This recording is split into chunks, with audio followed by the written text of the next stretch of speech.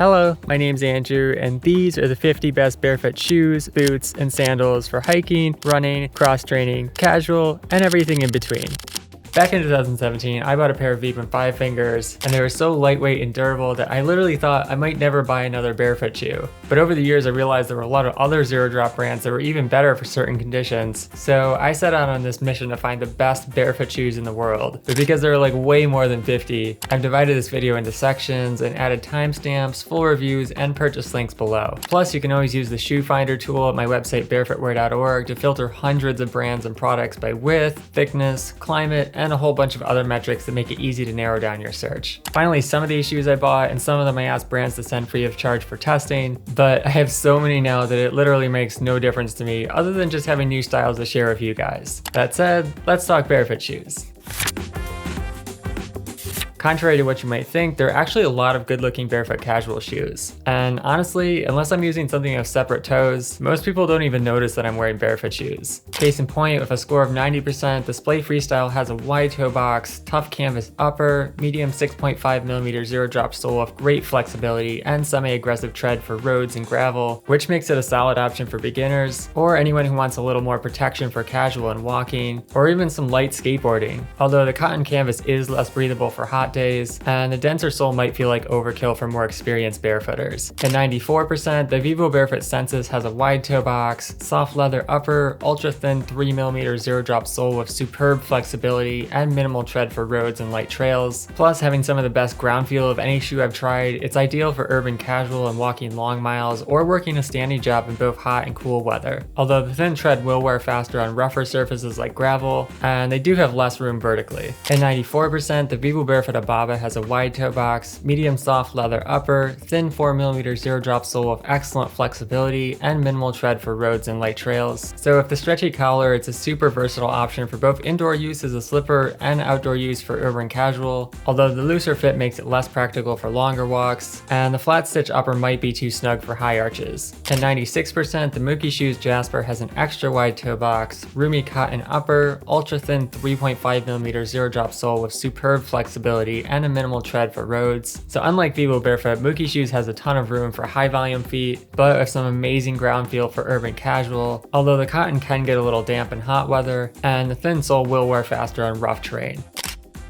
The Vivo Barefoot Gobi has a wide toe box, water resistant leather upper, thin 4mm zero drop sole with excellent flexibility and minimal tread for roads and light trails. Because of the dense leather, it's a good pick for dealing with multiple climates, and it also looks classy enough to use for business or formal wear, although it is less breathable for hotter days, and the leather can feel a bit stiff at first before it starts to soften up. At 96%, the Mookie Shoes Duna has an extra wide toe box, undyed organic cotton hemp canvas upper, ultra thin 3.5mm zero drop sole with superb flexibility and minimal tread for roads. But while it's still super roomy, the higher cut and thicker fabric add more security for medium width feet, and the minimal sand upper looks really good with a fresh pair of chinos. Although like the Jasper, the lightweight sole will wear faster on rocks and gravel. At 95%, the Vibram KSO Eco Wool has extra wide separate toes, a highly breathable wool blend upper, ultra thin 3mm zero drop sole with superb flexibility and minimal tread for roads and dry trails. For colder days, the wool provides some nice warmth and also looks more like a traditional shoe than other Vibrams, while still providing some excellent traction and durability for walking, hiking, and trail running on firm ground, although wind and water will come straight in through the soft fabric. At 90%, the Isla Tixi Winter has a wide toe box, water-resistant leather upper, thick fur insulation, medium 6mm zero drop sole with great flexibility, and a semi-aggressive tread for roads and trails. Honestly, it's the warmest low-cut shoe I've ever worn, and the leather is also great for slogging through parking lot slush or doing some light hiking with a lot less weight than a heavier snow boot, although it is a good idea to roll your pants down to keep the elements out. At 95%, the Wildling Chestnut has a medium wide toe box, lightweight wool hemp upper, water resistant membrane, ultra thin 3.5mm zero drop sole with superb flexibility and minimal tread for roads and light trails. What I love about Wildling is how their shoes feel so natural, like you could literally just release them out into a local forest. And the split tabby sole is as agile as you can get without going full toe shoe, although they're not waterproof and the membrane can overheat indoors or in warmer weather. At 96%, the Kingdom of Wild slippers have have a wide toe box, temperature regulating bamboo wool knit upper, ultra thin leather sole with superb flexibility, and flat tread for indoor use. Surprisingly, my KOWs have held up really well for a knit slipper, and the blended fabric creates some nice insulation and breathability for both warm and cold days. Although if your house is really cold, you might want to wear them with some Injinji merino wool toe socks or go with a higher cut slipper boot.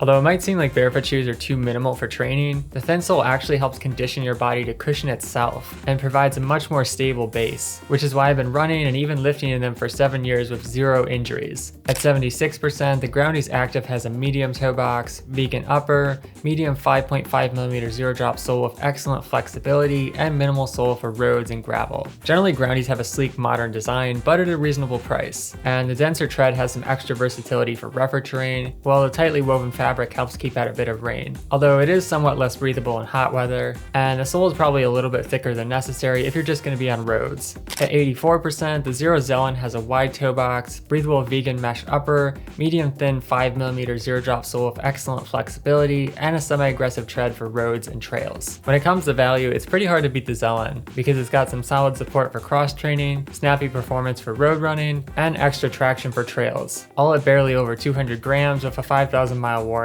Although the design is more basic and the toe box might not be roomy enough for extra wide feet. At 86%, the Zero HFS has a wide toe box, breathable vegan mesh upper, medium 6mm zero drop sole with excellent flexibility, and minimal tread for roads and trails. Basically, the HFS is like a beefed up version of the Zelen, with more side support and protection, but still some great breathability, and a versatile tread for anything from gym workouts to trail running and hiking, although the extra millimeter does make them slightly heavier and less responsive than the Zelen. At 86%, the Freet Vibe has a wide toe box, breathable vegan mesh upper, thin 4mm zero drop sole with excellent flexibility, and semi-aggressive tread for roads and trails. And apart from the cool factor of using recycled materials like coffee grounds, Freet shoes tend to be super light and agile, with a comfy padded lining and hybrid tread, which makes them a great all-terrain option, although the mesh is medium thick and can heat up a bit in hot weather. At 86%, the Blanca Dash has an extra wide toe box, vegan mesh upper, slip-on sock liner, thin 4mm zero drop sole with superb flexibility, and minimal tread for roads. One thing I love about the Dash is the softness of the rubber, because it grips really well on roads and makes even asphalt feel smooth, although it does have a looser fit and can get sweaty running in hotter weather due to the less breathable sock liner. At 86%, the Lono Flow has a wide toe box, breathable mesh upper, slip-on collar, lightweight padding, medium 6mm zero drop sole with great flexibility,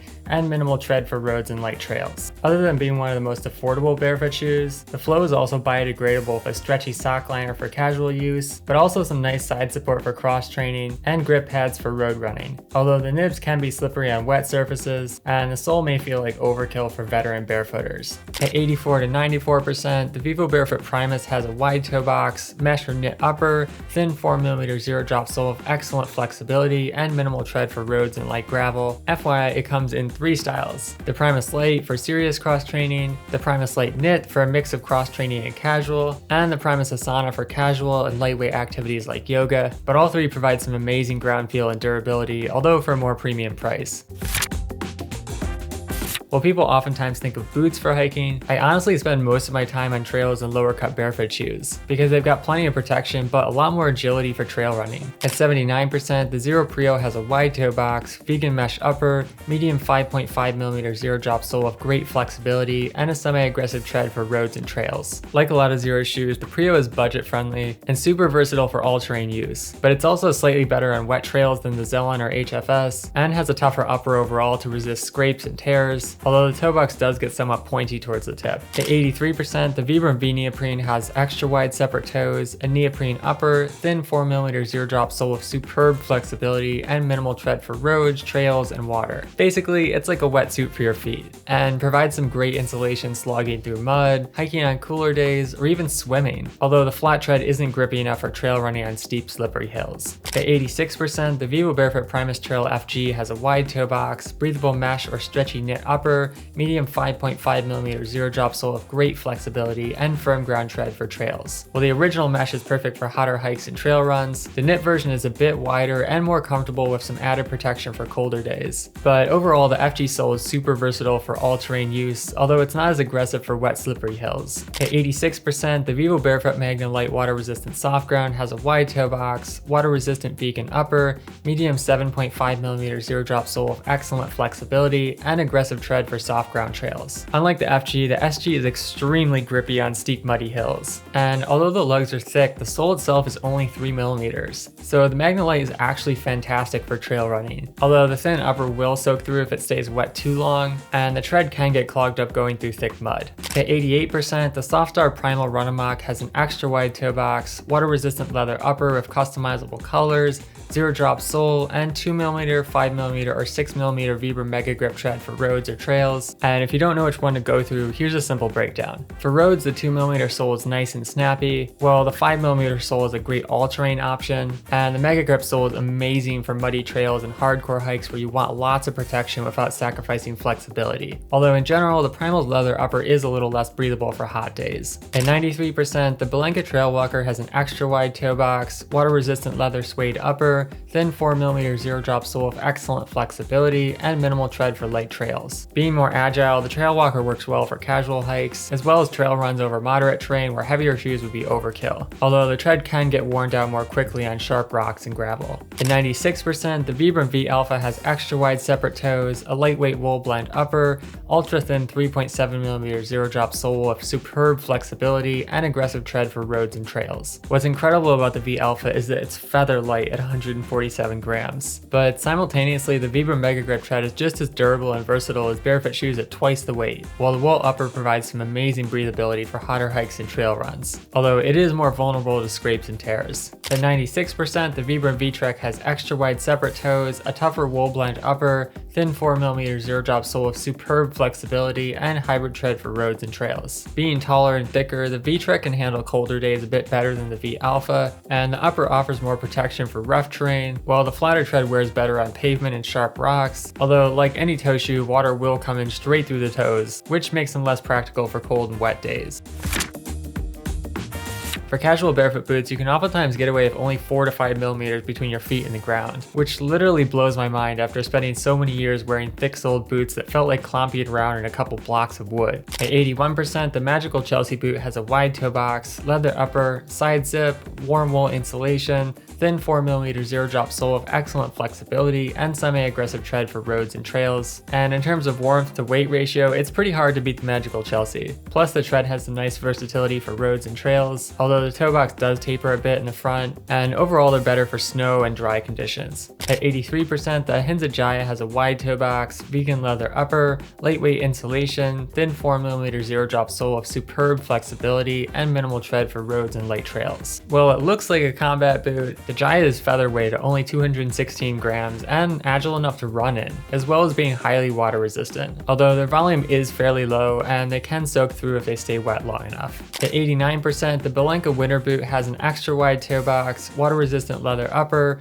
warm wool insulation, medium thick 8mm zero drop sole with great flexibility, and aggressive tread for roads and trails. Being one of the warmest barefoot boots I own, the Winter boot rarely needs more than a thin pair of Injinji wool toe socks, even down near 0 degrees, and the angled lugs are super versatile for both roads and wet slushy hills, although the glued sole did start to separate a little bit after my second winter. At 93%, the Vivo Barefoot Scott has a wide toe box, water resistant leather upper, vegan wool insulation, thin 4mm sole with excellent flexibility, and minimal tread for roads and light trails. While similar in design to the Hinza Jaya, the Scott boot feels more structured and protective, which makes it a great lightweight work boot for colder weather. Although the toe box does taper a little bit at the tip, and it can take a week or two for the leather to soften up. At 93%, the Mookie Shoes Chelsea boot has a wide toe box, water resistant leather upper, warm wool insulation, thin 3.5mm zero drop sole, and minimal tread for roads. Like the Magical Chelsea, the Mookie Shoes Chelsea is ridiculously warm, but even lighter at 251 grams, and somewhat better for wet conditions due to the wraparound sole, although the tread isn't as durable for rough terrain like gravel. At 94%, the Real Foot Farmer has an extra wide toe box, lightweight leather upper, optional synthetic synthetic insulation, thin 4mm zero drop sole, and semi-aggressive tread for roads and light trails. Basically, the Farmer is like an extra wide version of the Ahinza Jaya, with a slightly tougher sole for walking on gravel, although not as much water resistance or warmth for wet, cold days. In 94%, the Wildly North Wolf has a medium wide toe box, herringbone wool upper, water resistant membrane, thin 3.5mm zero drop sole with excellent flexibility, and minimal tabby tread for roads and dry trails. Design-wise, the North Wolf is the most unique barefoot boot I've ever owned, and it's basically a herringbone suit for your feet,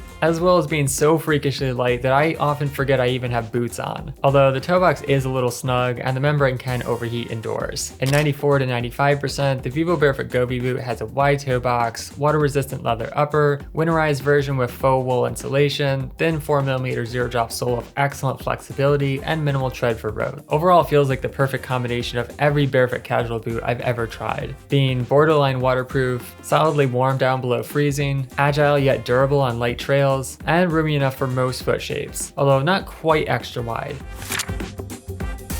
The first time I went on a backpacking trip, I wore these super heavy Merrell boots, and by the end, my feet were just killing me. But now I can hike all day in nothing but a 4mm pair of barefoot shoes with zero pain. At 71%, the Zero Alpine has a wide toe box, waterproof vegan upper, synthetic insulation, thick 9mm zero drop sole with moderate flexibility, and aggressive tread for soft ground trails. True to its name, the Alpine is great for wading through snow and slogging up and down steep hills. But although the rugged sole is super protective, it can feel like overkill for casual hikes. At 79%, the Magical Shoes Alaskan has a wide toe box, water resistant leather upper, warm wool insulation, thin 6.5mm zero drop sole with excellent flexibility, and semi-aggressive tread for roads and light trails. Like the Magical Chelsea, the Alaskan's puffy wool lining feels amazingly comfortable, while the side zip and hybrid tread make it convenient and versatile for all terrain use. Although it is still vulnerable to water around the sole and doesn't have enough grip for steep slippery hills. At 80%, the Saltitch Easy has a wide toe box, heavy toe protection, rugged suede leather upper, thin 3.7mm zero drop sole with moderate flexibility, and minimal tread for roads and dry trails. Because of the front toe guard, the Easy is just about as close to a barefoot safety boot as you'll find. And while the sole is thin, it's also extremely dense, which provides some great protection from nails and glass, although it can feel somewhat stiff for longer walks, and for hotter weather you might want to go with the Saltitch Outdoor, which doesn't have the winter membrane. At 88%, the Zero Denver has a wide toe box, canvas or leather upper, vegan insulation, medium 5.5mm zero drop sole with great flexibility, and semi-aggressive tread for roads and trails. During the colder months, the Zero Denvers are one of my most used barefoot boots, because they're agile yet tough, and feel comfortable both walking on roads and hiking along rocky trails. Although the synthetic lining can get hot over 60 degrees, and the leather version does have better water resistance. At 90%, the Saltitch Ventero has a wide toe box, leather upper, waterproof membrane, thin 3.7mm zero drop sole, and minimal yet durable tread for roads and trails. So essentially the Ventero is just a lightweight version of the Saltitch Easy, with some stripped down toe protection, higher water resistance for muddy conditions, and a crosshatch tread that's surprisingly tough, although less flexible and not deep enough for steep slippery hills. At 90%, the Vivo Barefoot Tracker has a wide toe box, waterproof upper, and comes in either the leather FG, which has a 5.5mm firm ground sole,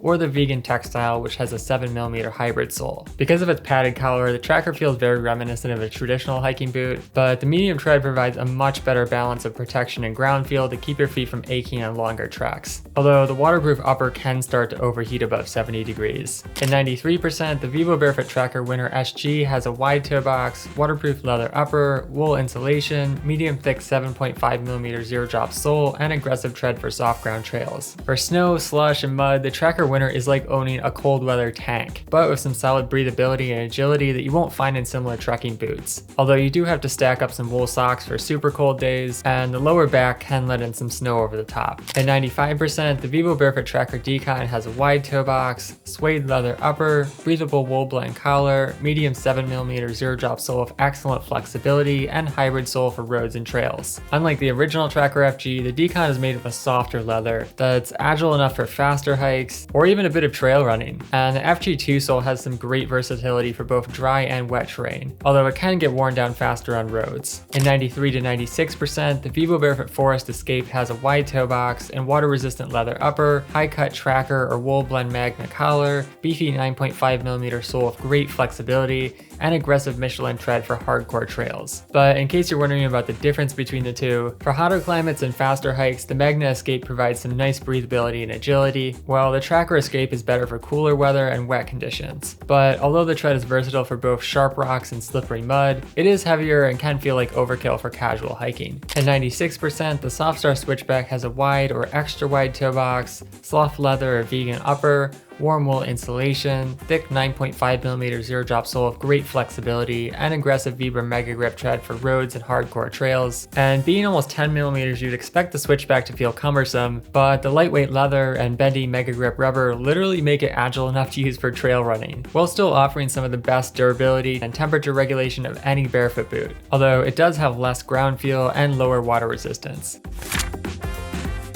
While barefoot shoes get most of the attention, a good pair of barefoot sandals can be just as versatile, with the added benefit of being more breathable for summer and light enough to stow in a pants pocket. At 73%, the Zero Genesis has a medium wide toe box, minimal Huarache cord straps, medium 5mm zero drop sole with excellent flexibility, and semi-aggressive tread for roads and trails. Despite its slim lacing, the Genesis is actually quite comfortable for hiking and trail running, and it's also one of the only barefoot sandals I've tried that's thin enough to feel comfortable for walking and running on roads, although the lack of support isn't as practical for steep hills. At 75%, the Zero Z-Trek has a medium wide toe box, soft cross straps, medium 6mm zero drop sole with excellent flexibility, and semi-aggressive tread for trails. While you might be skeptical of Zero's 5,000 mile warranty, my original Z-Treks are still going after 7 years of trekking, and the lack of anything between your toes makes them nice for casual use. Although the rubber sole does feel a little hard on roads, and the footbed can get slippery in wet conditions. At 78%, the Deliberate Life Designs Perception has a custom toe box, multiple strap options, thicker 7mm zero drop sole, and semi-aggressive Vibram tread for rougher trails. Because each DLD sandal is fully customizable, they're a great option for picky feet, but I love the grippy textured footbed on my Perceptions, and the combo of wider straps and Vibram rubber made them a powerhouse for rocky terrain, although they can feel like overkill on roads. At 81%, the Shama Warriors have a wide toe box, vegan or leather footbed, high support strap system, medium 5mm zero drop sole with great flexibility, and Vibram tread for trails. For anyone who likes sandals but finds them a bit insecure, the Warriors have the best lockdown in the world for faster hikes and trail runs with a super durable Vibram sole, although I did have to add some DIY padding to the posts, which are a bit hard. At 94%, the Monk Revo has an extra wide toe box, leather footbed, cross straps, medium 5mm zero drop sole with great flexibility, and semi-aggressive Vibram tread for trails. Basically, the Revos are like a slightly more classy version of the Shama Warriors, but with minimal cross straps that some people might like better for casual use, although it does make them slightly less secure for trail running, and the sole does feel a bit hard on roads. At number 50, the Totem Alpha Black Bear has an extra wide toe box, premium leather footbed, soft Huarache straps, medium 5mm zero drop sole with great flexibility, and semi-aggressive Vibram tread for trails. While some toe thong sandals can be uncomfortable, the Black Bears feel completely natural and have a nice balance of agility and support for hiking and trail running, with tons of room for toe splay, although as with the others, they do feel somewhat hard on roads. Finally, at 100%, bare feet have a custom toe box, premium human footbed, and infinitely regenerative callus tread for roads and trails. Let's face it, as light and flexible as barefoot shoes can be, they'll never match the pure joy of being completely barefoot and getting to feel the world without any limitations or money spent. Although for terrain with broken glass, thorns, or snow, it's always nice to have some minimal footwear as a backup.